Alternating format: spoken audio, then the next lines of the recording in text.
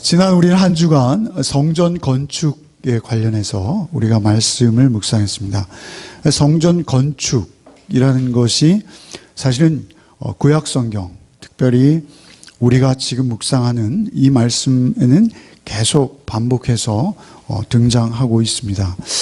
과연 이 성전 건축이 우리의 생애, 또 현대를 살아가는 우리 성도의 삶 속에서 과연 어떤 의미가 있는 것인지, 그 우리의 삶 속에서 성전 건축은 과연 무엇인지, 좀 어려운 말로 말씀드린다면 성전 건축은 우리를 구속해내신 예수 그리스도의 구속사역 안에서 어떤 의미를 가지며 우리의 삶 속에서 하나님께서 어떤 교훈을 주기 원하시는지 그것을 전체적으로 한번 살펴보는 시간을 갖고자 합니다.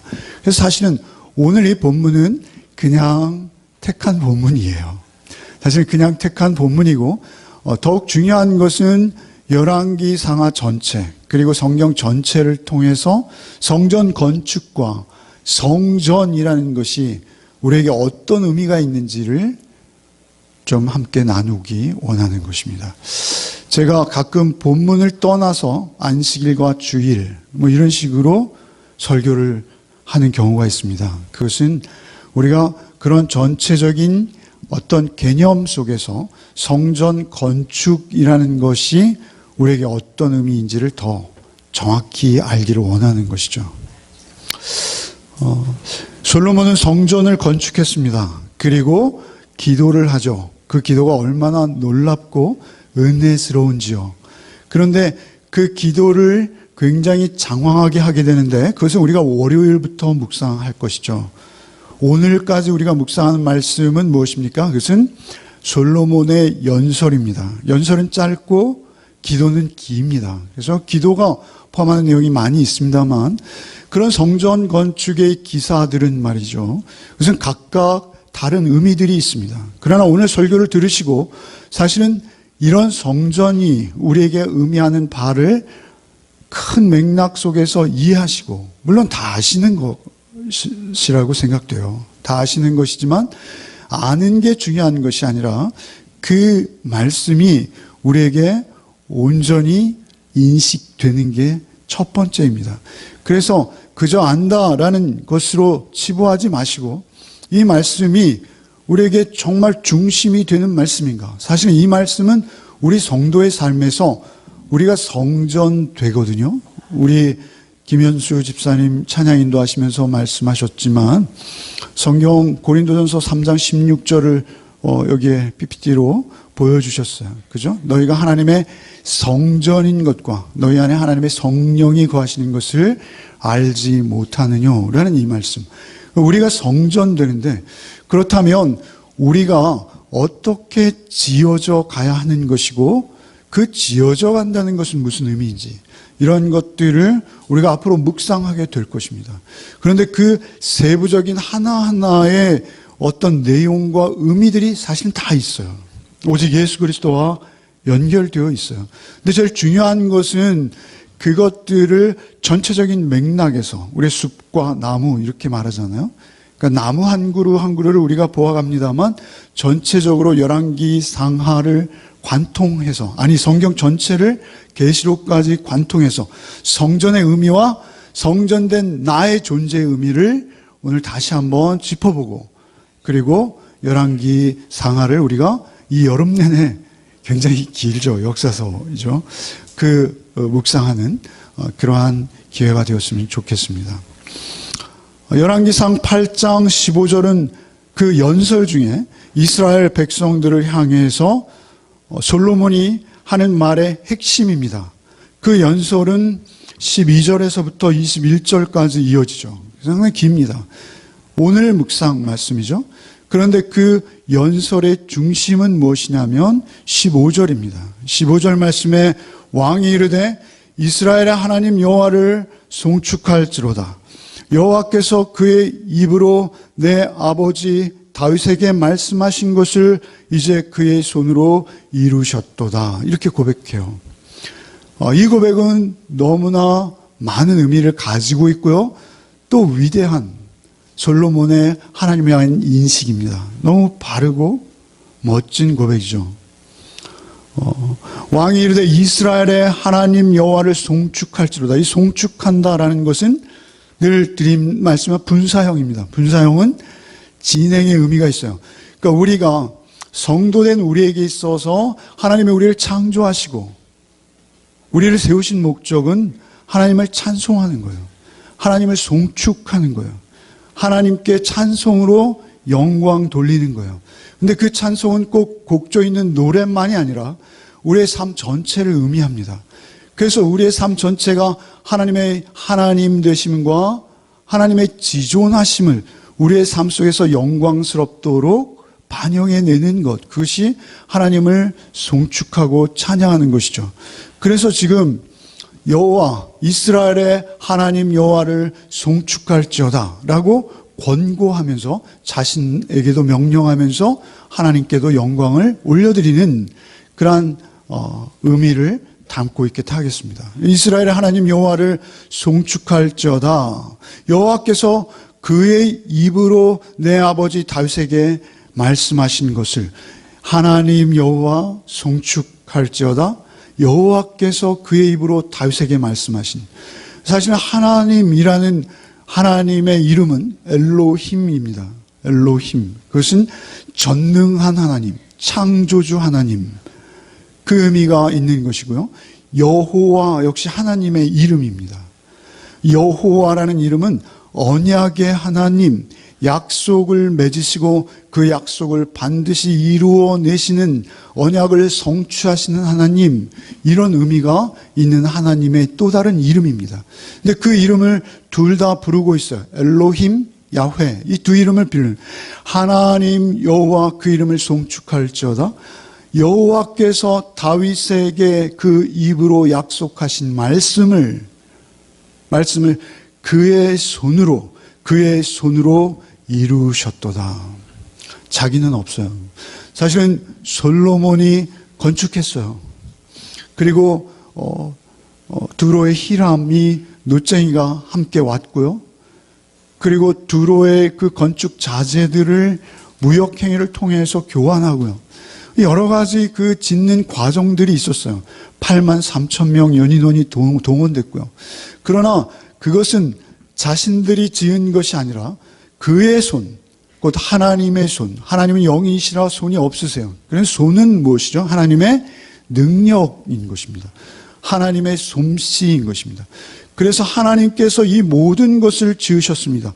이것을 지으신 분은 여호와 하나님이십니다. 하나님의 손으로 이것을 지으셨습니다. 라고 놀랍도록 고백하고 있는 것이죠. 참으로 아름다운 고백인 것입니다. 사실은 이 고백이 우리의 삶 속에 늘 있어야 합니다. 나의 나된 것은 하나님의 은혜입니다. 하나님만 영광 받으옵소서. 하나님 여호와 하나님의 이름을 송축하나이다 라고 우리가 그렇게 영광을 돌려드리는 삶을 살아야 되는 것이죠. 한 장만 넘겨보실까요? 넘어가네요. 열왕기상 4장 20절로 21절에 솔로몬의 시대를 이렇게 평가하고 있어요. 한번 같이 읽어볼까요? 유다와 이스라엘의 인구가 바닷가에 모래같이 많게 되매 먹고 마시며 즐거워하였으며 솔로몬이 그 강에서부터 블레셋 사람의 땅에 이르기까지와 애굽 지경에 미치기까지의 모든 나사를 다스림으로 솔로몬이 사는 동안에 그 나라들이 조공을 바쳐 섬겼더라. 이 말씀은요, 20절 말씀은 창세기 22장 17절이 정확히 응답된 거예요.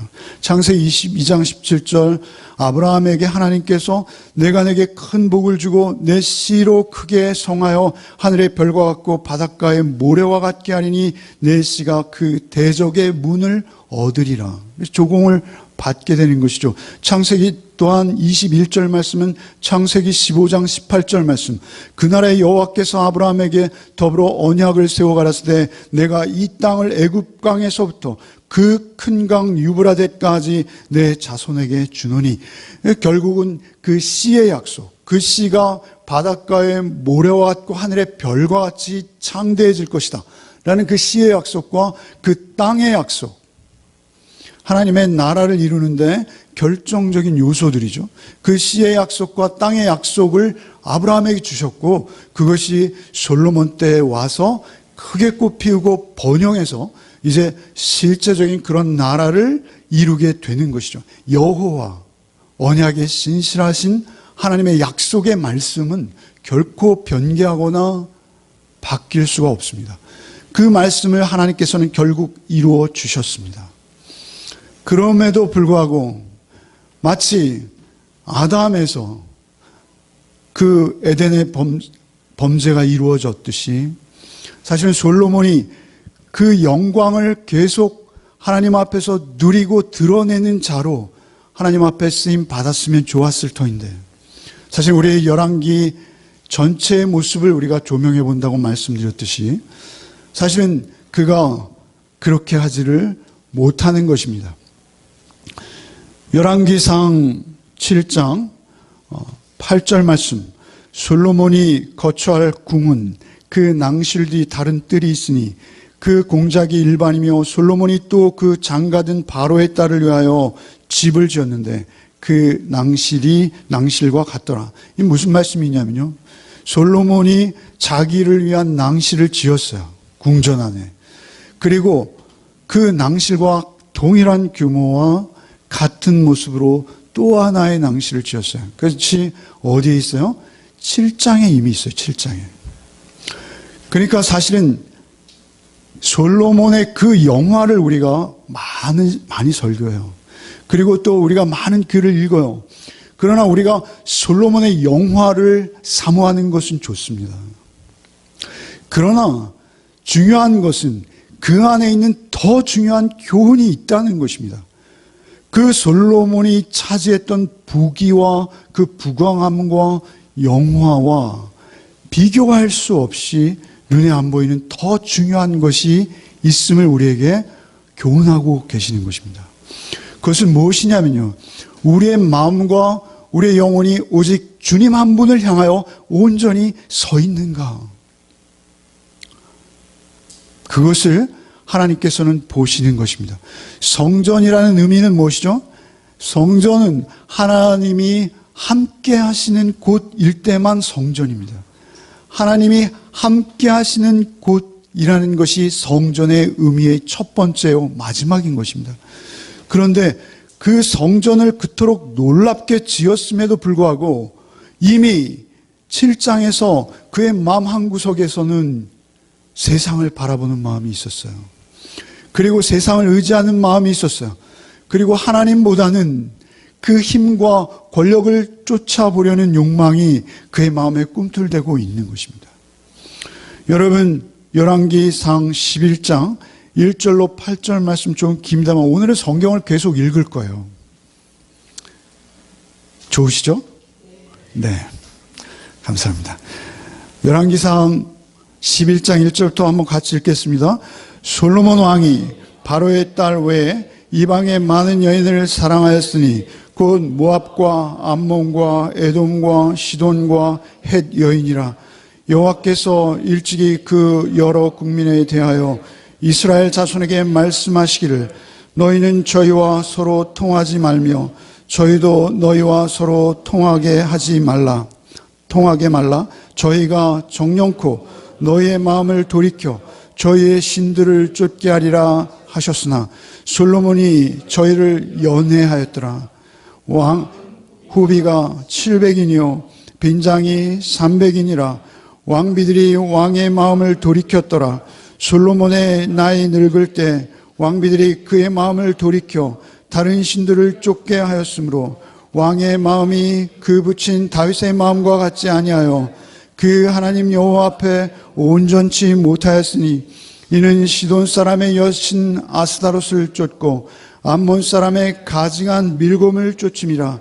솔로몬이 여호와의 눈앞에서 악을 행하여 그 붙인 다윗이 여호와의 온전히 쫓음같이 쫓지 아니하고 모압의 가증한 그모스를 위하여 예루살렘 앞 산에 산당을 지었고 또 암몬 자산의 가증한 몰록을 위하여 그와 같이 하였으며 저가 또 이족 후비들을 위하여 다 그와 같이 한지라.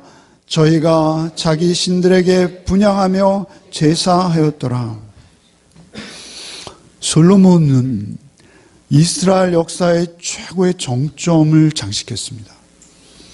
사실은 성전을 짓고 자신의 왕궁을 지었어요. 20년에 걸쳐서. 성전을 7년을 짓고요. 왕궁을 13년을 걸쳐서 지었어요. 그리고 그는 이제 쇠락의 길을 가기 시작합니다. 이스라엘의 역사 전체가 쇠락을 가기 시작합니다. 하나님께서 마치 에덴과 같은 모습으로 유브라데강, 그곳까지 그들의 지경을 넓혀주시고, 그리고 그들의 후손을 바다의 모래와 같이 하늘의 별과 같이 많게 하셨는데, 그 최고의 정점에서 그들은 타락하기 시작하는 것이죠. 누구로부터 시작됩니까? 솔로몬으로부터 시작되는 것입니다. 그것이 우리 인간의 한계를 보여주는 것입니다. 우리가 아무리 대단해 보이는 것 같아도 우리 인간의 한계가 거기까지라는 것을 하나님께서 보여주시는 것입니다. 이미 어두운 그림자가 성전을 건축할 때부터 바로의 딸을 통해서 들어오더니 그것이 점점 확장되어지고 확대되어서 결국은 하나님이 계실 그 자리에 온통 그 여인들과 함께 들어온 우상들이 자리 잡고 만 것입니다. 그러니까 우리는 솔로몬의 영화를 부러워하기 전에, 그리고 그 영화를 우리가 전하기 전에, 그것을 논하기 전에 우리에게 가장 중요한 것은 무엇입니까? 솔로몬에게 부족했던 바를 정확히 아는 것. 그것을 하나님께서는 우리에게 더욱 원하신다라는 사실입니다. 애굽의 시삭이 성전의 보물을 몰수히 뺏어갈 것입니다. 열왕기상 14장이죠. 히스기야, 유다의 왕, 그 선한 왕이라고 여겨지는 히스기야는 성전 문들의 금을 다 벗겨서 아수르의 왕에게 갖다 바칠 것입니다. 그런가 하면 갈대아의 왕 느부갓네살이 모든 보물과 왕궁의 보물들을 집어내고, 그리고 마지막은 마침내 바벨론의 왕의 부하인 느부사라단에 의해서 성전 자체가 불타버릴 것입니다.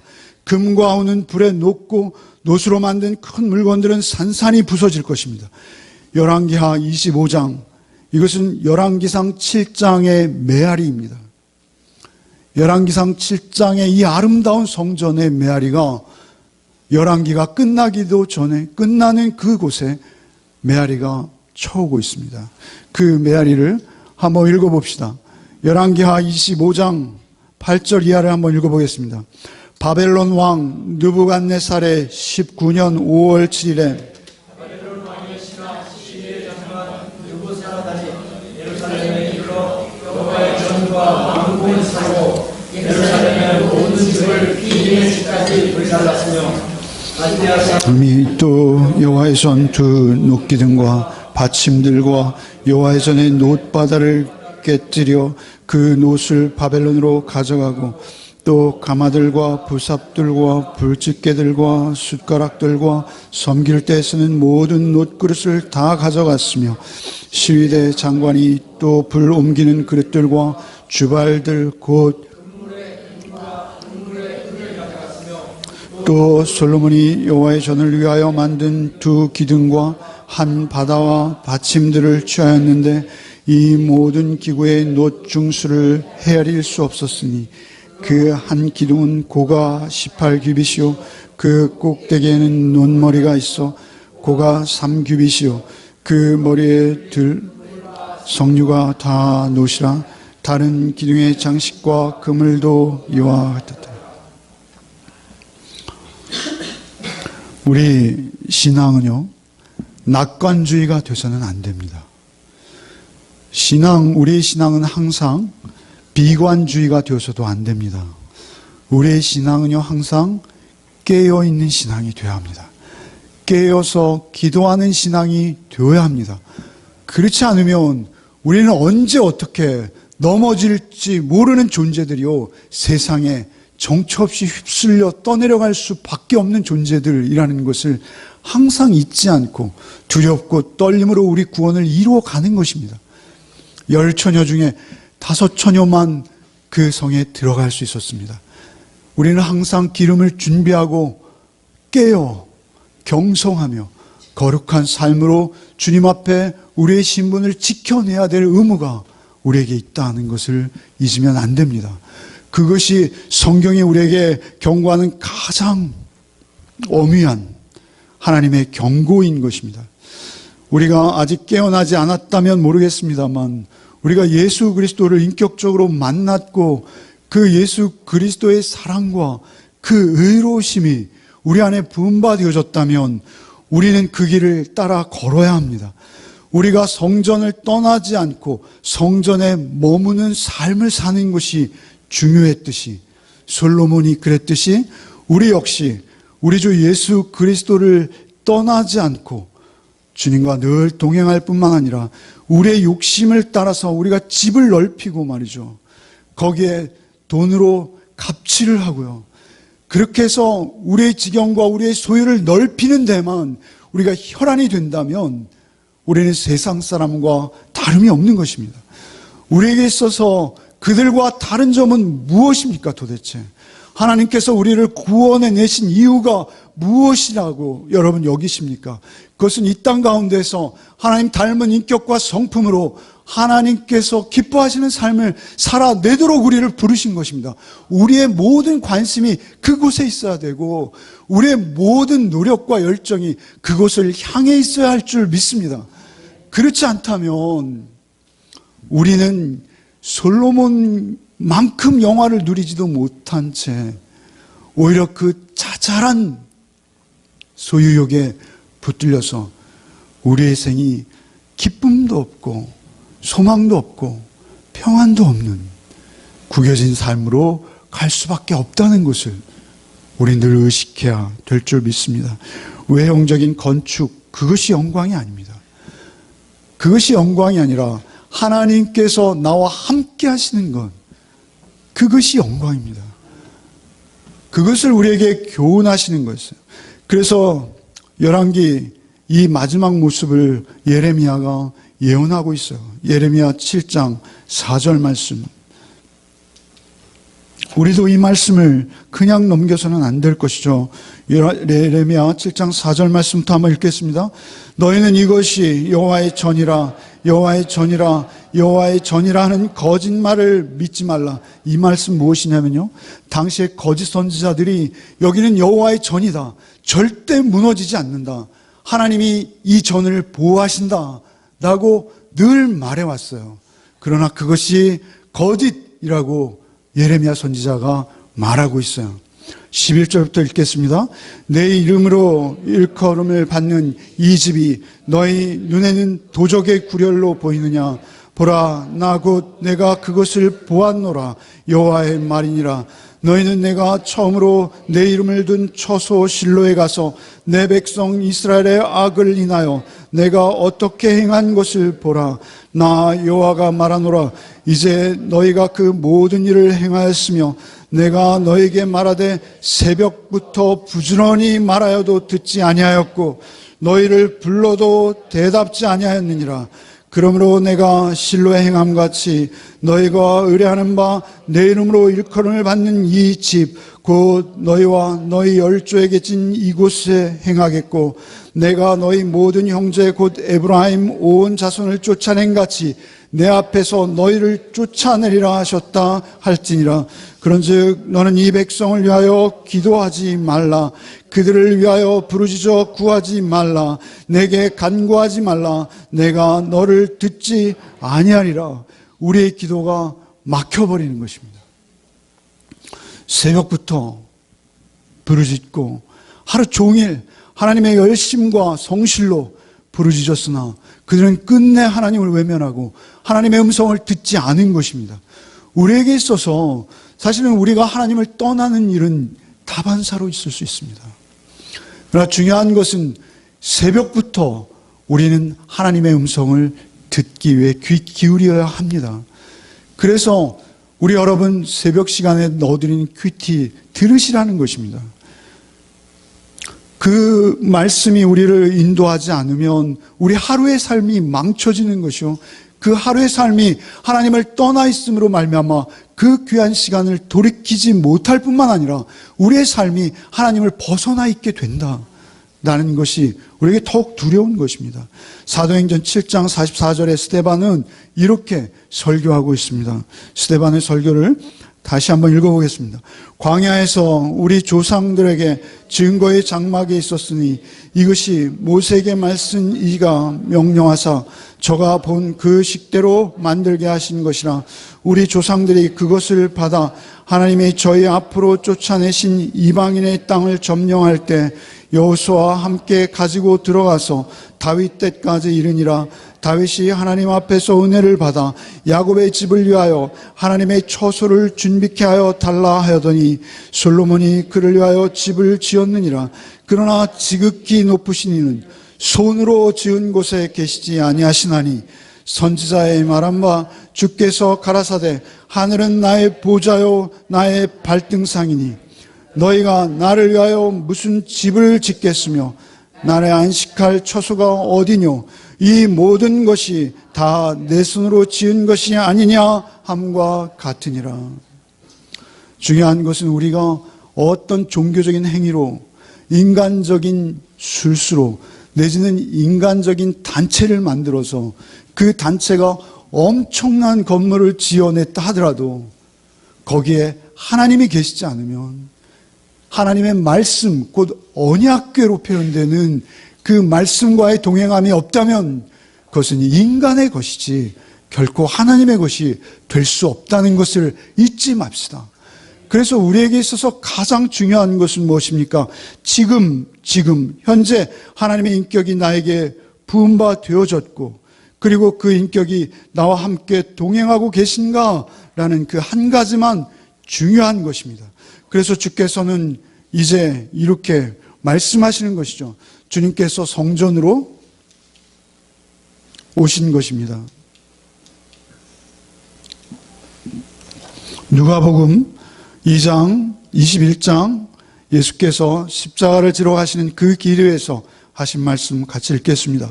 어떤 사람들이 성전을 가리켜 그 미석과 허물로 꾸민 것을 말하며 예수께서 가라사대 너희 보는 이것들이 날이 이르면 돌 하나도 돌 위에 남지 아니하고 다 무너뜨리우리라. 어떤 사람들이 성전을 가리켜서 그 미석과 헌물, 이스라엘이 정성껏 드린 헌물로 꾸민 것을 아름답다 칭찬하고 있었어요. 예수께서 선언하십니다. 돌 위에 돌 하나도 남지 않고 다 무너질 것이다. 주님께서 십자가를 지러 가시며 이렇게 선언하신 것이죠. 그런데 이 말씀은 이미 생애 초반기에부터 예수께서 하신 말씀이에요.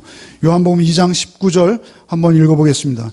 예수께서 대답하여 가라사대 너희가 이 성전을 헐라 내가 사흘 동안에 일으키리라.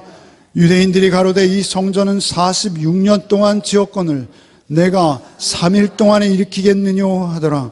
그러나 예수는 성전된 자기 육체를 가리켜 말씀하신 것이라.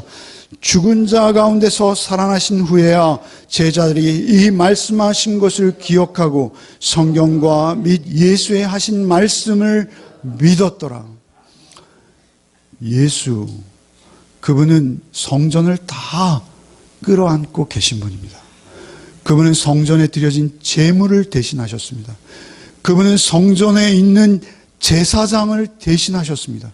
그분은 성전에 있는 모든 성물의 기명들과 그 건물과 성막을 대신하셨습니다. 우리가 출애굽기를 묵상해 오면서 하나하나 확인하지 않으셨습니까? 그 향단이 무엇이고 그 등대가 무엇이고 그 물두멍이 무엇이고 그 앞에 드려지는 제물의 어린 양과 그 많은 염소와 소들이 무엇을 의미하는지 우리는 분명히 보아 알고 있지 않습니까? 그 모든 것을 예수께서 한 몸에 끌어안고 계신 유일하신 참 하나님의 아들이심을 우리가 믿는 것입니다. 그래서 그 아들이 우리의 성전이 돼 유일한 성전이심을 믿는 것이 우리의 삶 속에서 늘 드러나야 되는 것입니다. 그 피를 통하지 않고는, 그 십자가의 죽으심을 통하지 않고는 우리가 하나님의 임재 앞에 나갈 수 없다는 것을 알아야 합니다. 우리의 세상의 많은 정욕과 욕심과 세상을 쫓는 이 탐욕을 우리가 내려놓지 않고는 결코 단 하루도 한순간도 하나님의 백성으로 살아갈 수 없다는 것을 언제나 알아야 되는 것입니다. 뿐만 아니라 그 말씀 안에서 우리의 삶을 한 걸음 한 걸음 말씀에 순종하는 삶으로 나를 쳐서 말씀 앞에 복종시켜 나갈 때 거기에 참 기쁨이 있습니다. 거기에 참 평안이 있습니다. 솔로몬의 이름은 샬롬이에요. 그 의미가. 샬롬은 평안하뇨 라는 히브리인들의 인사예요. 솔로몬은 평안을 받았어요. 하나님께로부터 완벽한 환경과 여건을 받았어요. 그러나 그는 그것을 지켜내지 못합니다.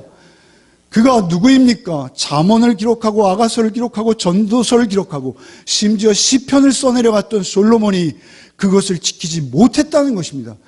그래서 주께서 오신 것입니다. 오셔서 이제는 우리를 찾아오시겠다 말씀하신 거예요.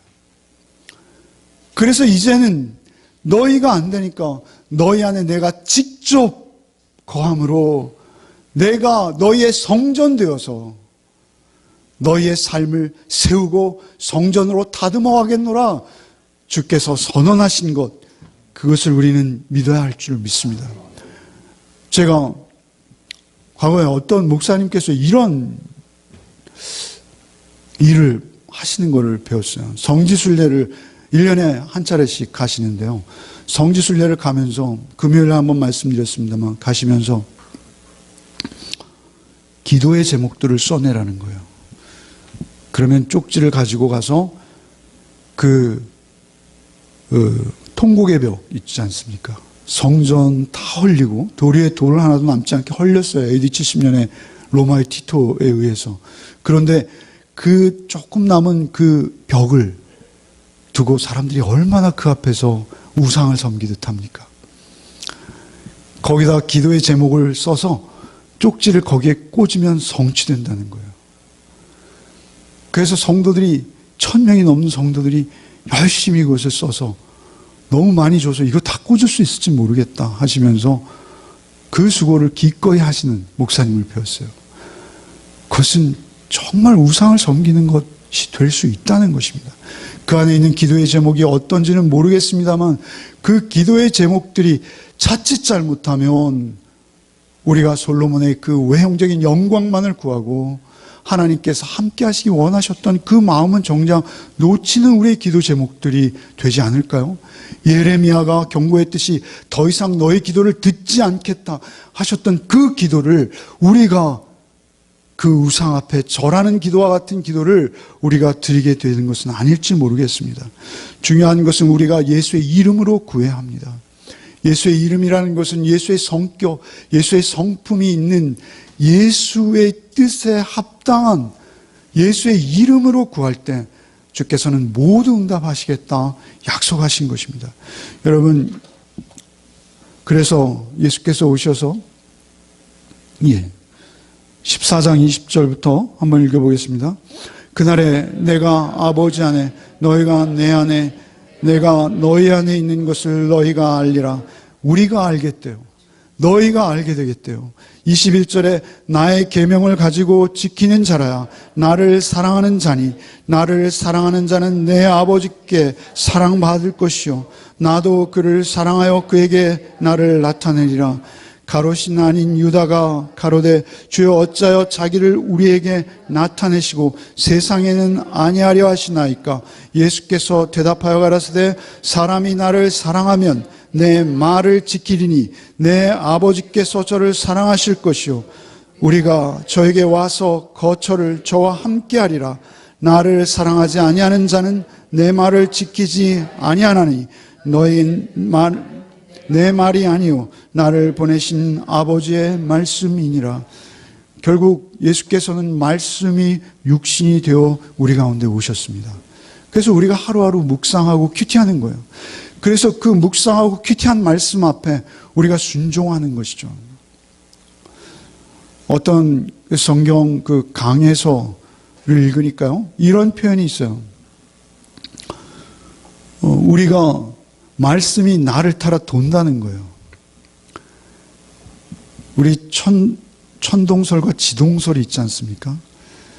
그래서 자기는 그 이전까지 말씀이 자기를 따라 돌았대요. 그래서 내가 좋아하는 말씀, 그런 말씀만 취사 선택해서 윗줄을 거놓고 열심히 외웠다는 것이죠. 그런데 이제 신앙의 한 경지를 더 들어가 보니까 그게 아니라 내가 말씀을 따라 돌아야 된다 라는 것을 이제 발견했다는 거예요.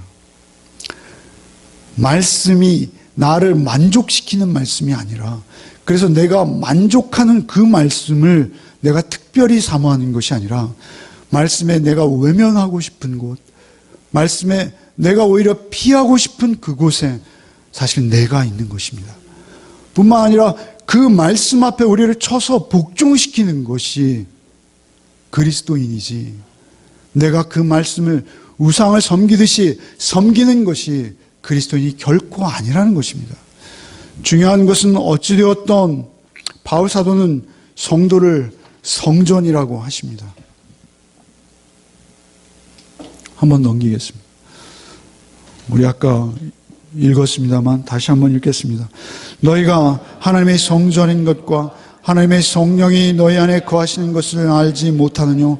누구든지 하나님의 성전을 더럽히면 하나님이 그 사람을 멸하시리라. 하나님의 성전은 거룩하니 너희도 그러하니라. 우리는 너희가 하나님의 성전인 것과 하나님의 성령이 너희 안에 거하시는 것을 알지 못하느냐까지는 정확히 외우고 늘 묵상합니다. 그러나 17절 말씀은 외면하고 싶습니다. 누구든지 하나님의 성전을 더럽히면 하나님이 그 사람을 멸하시리라. 하나님의 성전 거룩하니 너희도 그러하니라. 사실은 이 16절 말씀보다 17절 말씀이 더 중요한 것 아닙니까? 주께서 우리에게 요구하시는 것은 우리를 구원하셔서 하나님의 순전한 거룩한 백성으로 경건한 삶을 살아내기 원하시는 것이지, 우리가 입만 열면 하나님과 예수 그리스도를 이야기하면서 우리의 삶은 정반대의 세상 사람들을 쫓고 있다면 우리는 예수를 잘못 믿고 있고 예수를 잘못 알고 있고 우리는 솔로몬보다 더 악한 상태에 있을 수 있다는 것을 여러분 기억하십시오. 오직 말씀이 나를 주관하고 말씀이 나를 이끄는 삶이 여러분의 삶이 되시기를 바랍니다. 인간이 만든 어떤 제도나 인간이 세우는 어떤 체계, 인간이 만든 기관들, 그것으로 우리의 구원이 보증되는 것이 절대 아닙니다. 예수 그리스도의 인격, 예수 그리스도의 현존이 우리에게 이루어질 때 우리가 구원받은 자 되는 것입니다. 예수 그리스도께서 우리에게 부음받아줘서 예수가 내 안에 거하시는 것입니다. 마태복음 28장 20절에 우리가 너무 좋아하는 말씀이죠.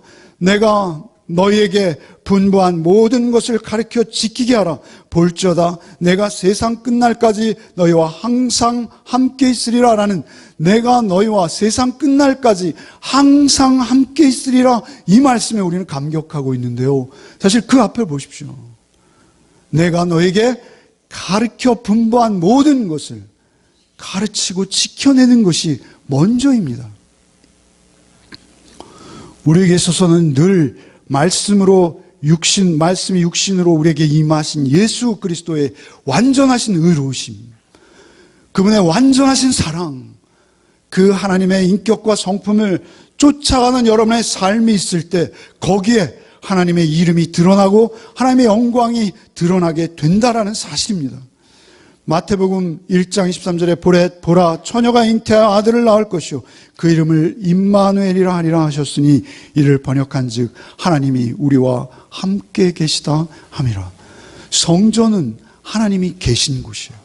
성도는 하나님의 말씀에 순종하는 삶이 있는 곳이에요.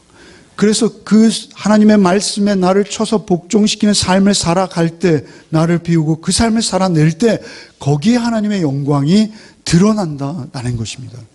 그것은 우리의 삶 속에 우리가 각자 알고 있어요.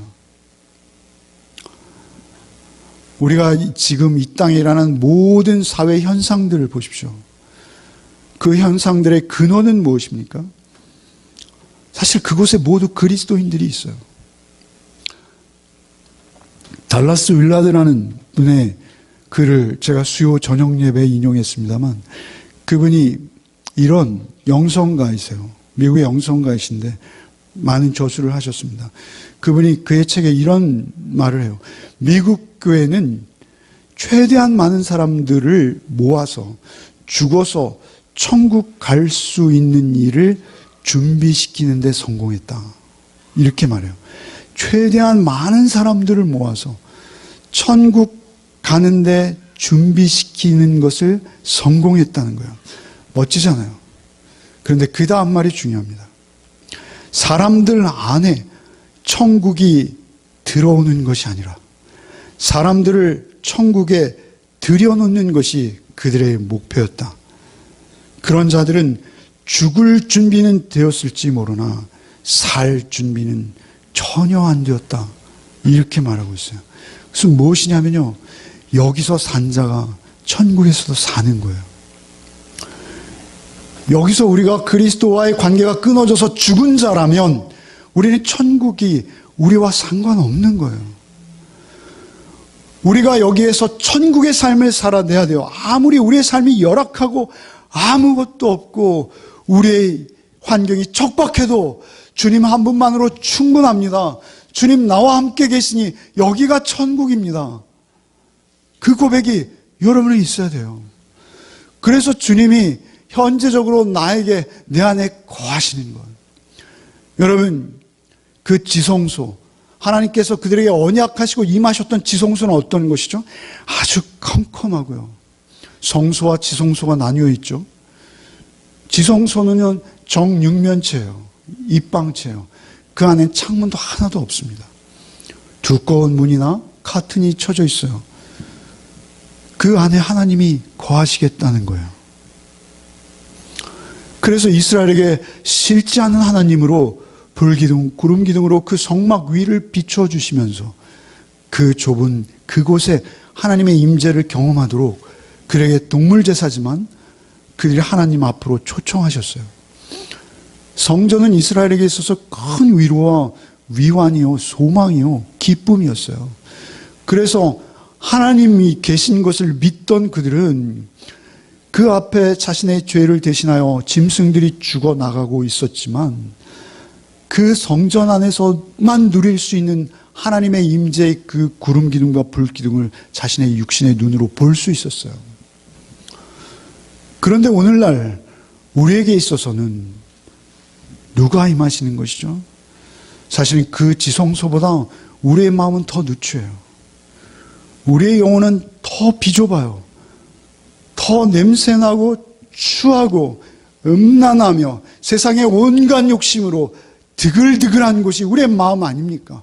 그곳에 예수께서 당신의 피를 흘리셔서 우리에게 찾아오시기 원하시는 거예요. 그 제단에서 뿌려진 수많은 짐승들의 피 대신에 당신의 그 고귀한 피를 직접 흘리셔서 우리 안에 찾아오시기 원하셔서 십자가에 죽으신 거예요. 그리고 우리 안에 찾아오신 거예요. 그래서 우리가 예수를 모시고 성전이 되는 거예요, 감히. 그래서 그 십자가에 나 죽은 자, 내가 그 십자가에 못 박힌 자, 그에게 하나님이 새롭게 말씀하실 때 그 말씀에 순종하는 자를 통해서 하나님은 당신의 영광, 완전한 의와 사랑을 우리의 삶을 통해 비추어 내시겠다는 거예요.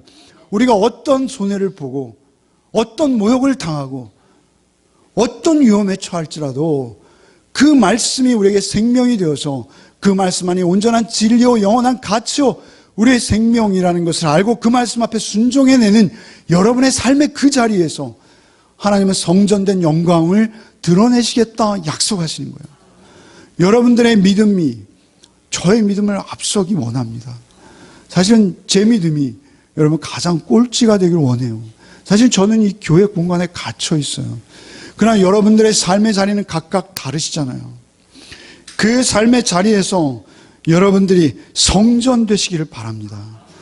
그 자리에서 여러분이 주님이 이렇게 말씀하세요. 마태복음 12장 6절에 내가 너에게 이르노니 성전보다 더 큰 이가 여기 있느니라.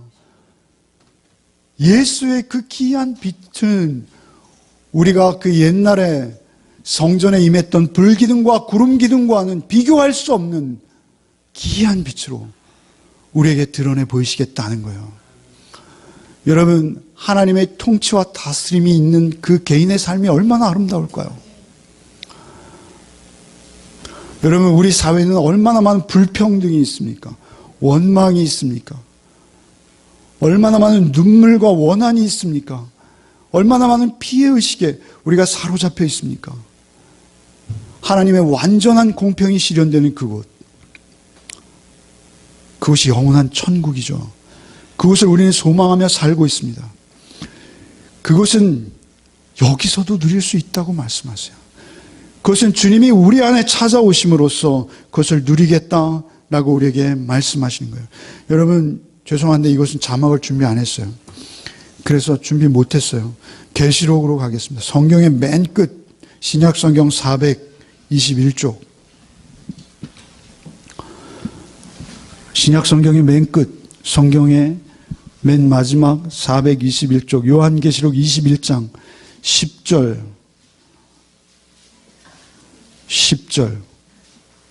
21장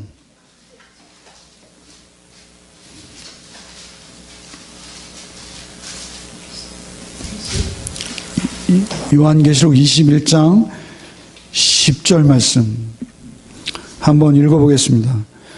성령으로 나를 데리고 크고 높은 산으로 올라가 하나님께로부터 하늘에서 내려오는 거룩한 성 예루살렘을 보니 하나님의 영광이 있어 그 성의 빛이 지극히 귀한 보석 같고 벽옥과 수정같이 맑더라. 16절 읽겠습니다. 16절. 그 성은 네모가 반듯하여 길이와 너비가 같은지라. 그 갈대 자로 그 성을 측량하니 12,000스타디온이요 길이와 너비와 높이가 같더라. 성전의 지성소가 길이와 높이와 너비가 같죠. 정육면체입니다. 성전의 지성소도 그렇고요. 성막의 지성소도 언제나 적육면체죠. 22절을 한번 읽겠습니다. 22절 읽겠습니다. 성 안에서 내가 성전을 보지 못하였으니 이는 주 하나님 곧 전능하신 이와 및 어린 양이 그 성전이심이라. 성이 내려왔는데요. 그 성 안에서 성전이 있어야 되는데 성전이 없는 거예요. 이런 희한한 일이 있습니까? 그런데 그 성전은 그때 깨달은 거예요. 누구예요? 어린 양이 그 성전 되신다는 거예요. 어린 양은 무엇이죠? 피 흘리신 분이라는 거예요. 그 피 흘리심으로 성전이 되었다는 거예요. 아까 우리가 스데반의 이야기를 했습니다만 스데반이 그 유대인들에게 설교하다가 결국 돌에 맞는 것이죠. 어둠에 있는 자들이 빛을 감춰버리는 것입니다. 그러나 그때 스데반은 하늘을 우러러 하나님 우편에 계신 예수 그리스도를 배울 수 있었어요. 그보다 더 큰 영광이 어디 있겠습니까? 그보다 더 큰 기쁨이 어디 있겠습니까? 여러분, 그 주님의 실존을 배웠어요. 그러나 그 주님은 오늘 우리 가운데도 성령으로 찾아오십니다.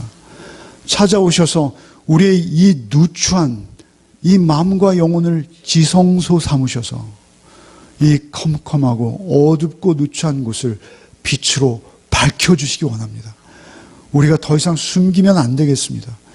우리의 마음을 그 앞에서 숨기고 우리의 죄된 마음을 꽁꽁 끌어안고 우리가 하나님의 이름을 말로만 하면서 우리의 삶 속에서는 그 어두움과 죄악의 그림자들을 감추고 있다면 우리는 솔로몬과 똑같은 것입니다. 아니, 솔로몬보다 더한 것이 되고 말 것입니다. 이스라엘에게 있어서 성전은 세상에서 가장 거룩한 곳입니다. 그때 당시에 그랬습니다.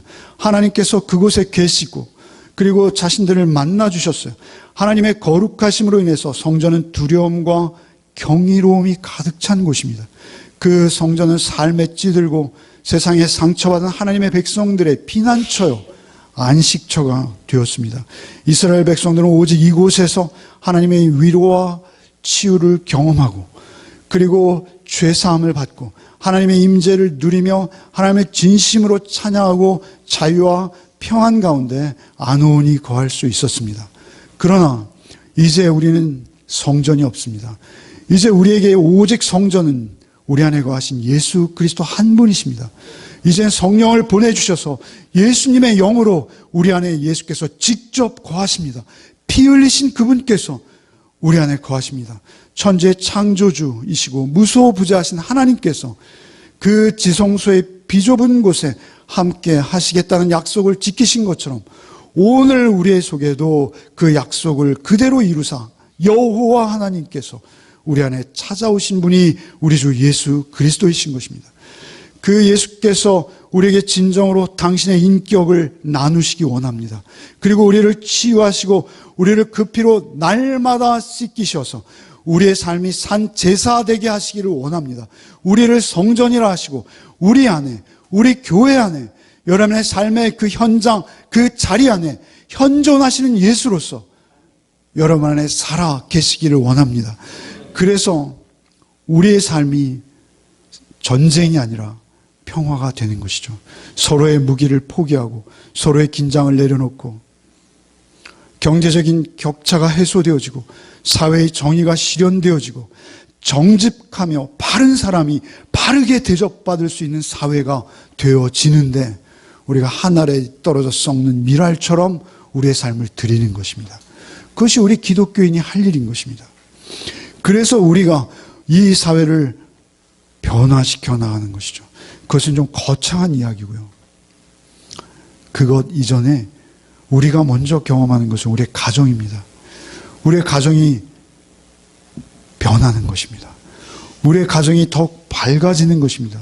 우리의 가정이 여러분의 섬김으로 인해서, 여러분의 낮아짐으로 인해서 아빠가 아이들의 발을 씻기고 엄마가 더욱 아이들을 위해서 기도할 수 있고, 그리고 아이들은 또 그 부모님의 은혜에 감사할 수 있는 그 모든 것들이 어디서부터 이루어집니까? 그 개인이 성전됨으로 인해서 이루어집니다.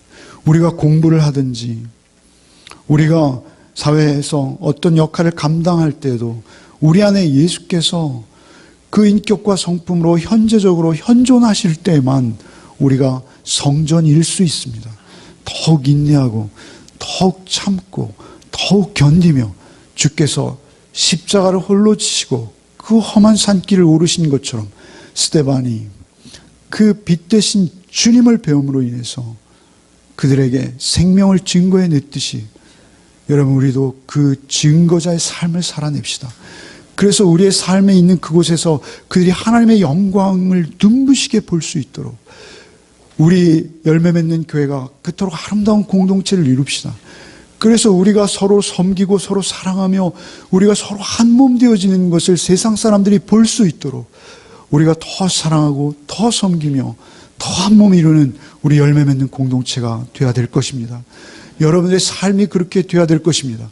그리고 여러분들이 있는 그곳에서 늘 예수 그리스도의 빛을 우리 안에 품고 있기에 우리가 그 비한 빛에 들어간 자로서 그 아름다운 덕을 선전케 하려 하심이라 베드로가 고백하지 않습니까? 그 빛 대신 예수가 우리 안에 찾아오신 그 사랑을 여러분 전하는 일에 결코 인색하지 않는 여러분의 삶이 되시기를 바랍니다. 찬송하고 제가 기도하고 마치겠습니다. 435장 찬송 다시 한번 하고 제가 기도하고 마치겠습니다.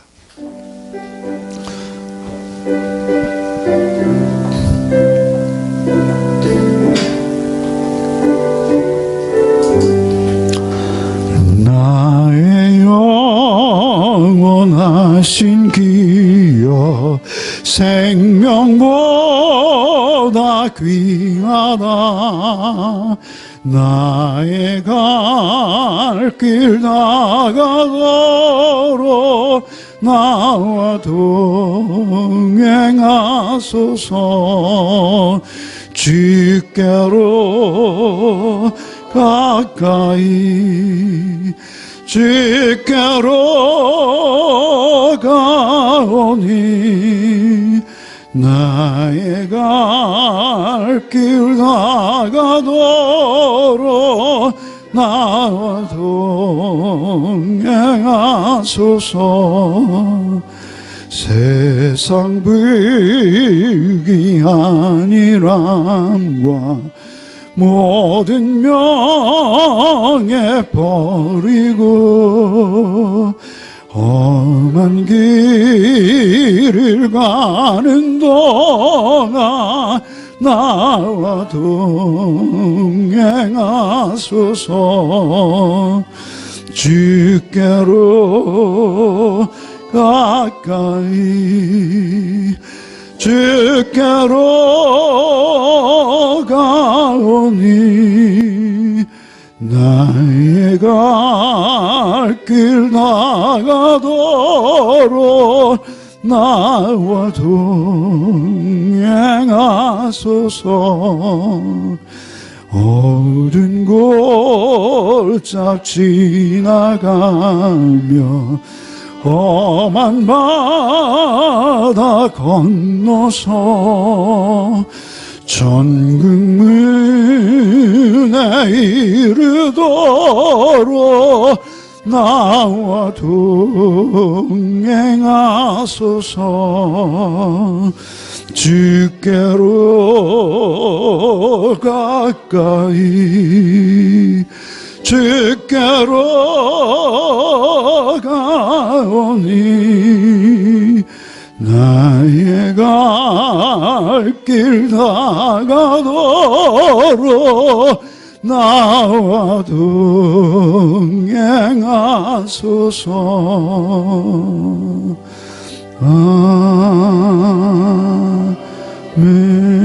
아멘. 주님 감사합니다. 주께서 피 흘리사 이 어둡고 누추한 이 각종 욕심과 이생의 자랑과 정욕으로 가득한 이 어둡고 냄새나고 추한 곳을 주께서 그 피로 씻기시고 주님 찾아오사 우리와 함께 하실 뿐만 아니라 여기를 영원한 거처로 삼으시겠다 약속하시고 성령으로 우리를 찾아오신 주님 감사를 드립니다. 주님, 늘 주님만 모시게 하여 주옵소서. 주님만 사랑하게 하여 주옵소서. 주께서 늘 내 안에 계신 것을 늘 확인하며 주의 손 붙들고 주님 내 안에 계신 그 주님의 은혜로 말하게 하시고 주님의 은혜로 먹게 하시고 주님의 은혜로 행하게 하여 주시사 우리의 삶을 통해서 하나님의 영광이 우리가 성전됨이 날마다 드러나게 하여 주옵소서. 우리가 그 성전으로 지어가게 하시겠다 하신 그 약속의 말씀을 의지해서 한 주간의 삶을 또 온전히 주께 드릴 때 우리의 삶이 가장 복되고 영광되게 하실 줄 믿사오며 예수 그리스도의 이름으로 기도하옵나이다. 아멘.